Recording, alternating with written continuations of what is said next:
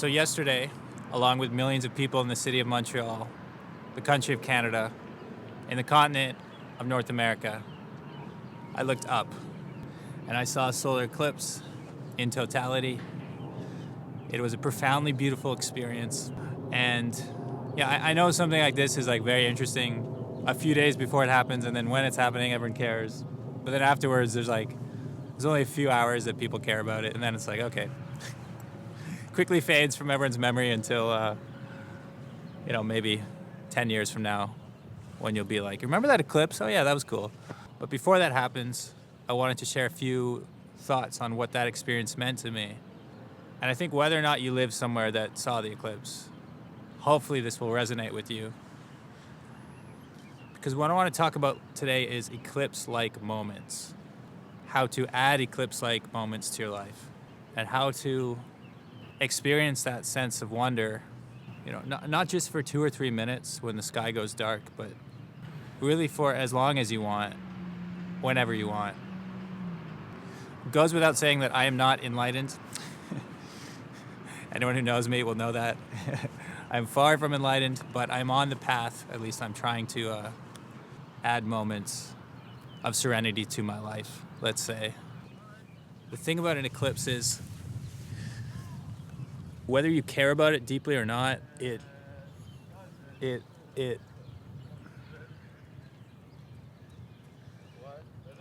just stops you. It stops your brain from thinking about whatever problems you had going on. It just overwhelms you with its presence. The birds stop chirping. The time seems to stop. Everyone gasps. People pray. No one knows how to react in a moment like that. Perhaps because so many of us have so few moments like that, truly. When we're completely outside of ourselves and focused on something much bigger than ourselves. Collectively, all together. I mean, you can be like the most cynical person.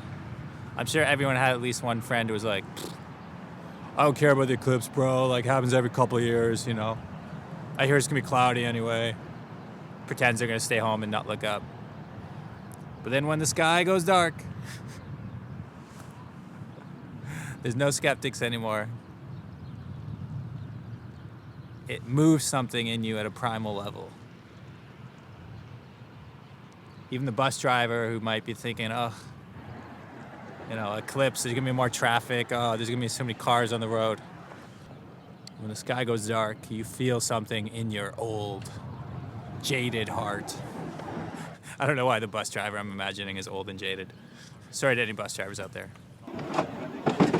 But the point is, it's something that is so collective.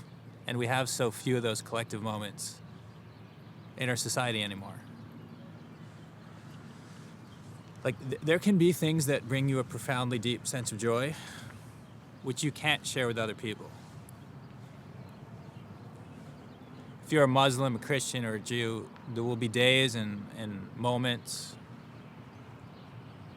which, to you are the most spiritually significant things that can happen in a calendar year. But to other people, it's just a work day. They don't notice or care or remember necessarily. Same thing with your favorite sports team. It might sound silly to mention that next to religion, but honestly, a lot of people, if you support a sports team for 30 years and then it wins the championship, grown men will cry. It's a deeply emotional moment for people too. If you land your dream job after years of handing out applications, you get married, you have a kid. That kid doesn't mean anything to that jaded bus driver I was talking about before.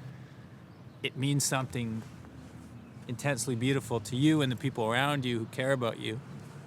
But an eclipse hits everyone. It's a human experience we all share. There's no politics. There's no debating. I think we need more of those experiences. We are spiritual beings, whether we think about it or not. Earlier I was talking about how we can try to cultivate more eclipse-like moments in our lives. You know, the next eclipse in Montreal is not for like over 100 years. Unless you want to chase eclipses around the world, like your options are a bit limited for a lot of people. But you know what I was thinking about as the sun begins to set to my right. If a sunset happened in one particular place in the world every couple of years, it would be the most profoundly beautiful thing people had ever seen. Like with the clouds painted different colors, with the sky just erupting. Like if that somehow didn't happen every day, we wouldn't take it for granted, right?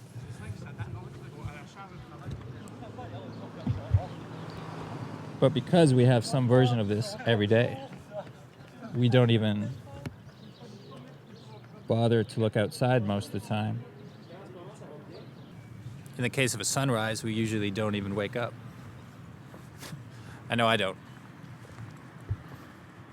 Or how about a rainbow? What if a rainbow was as rare as a total solar eclipse?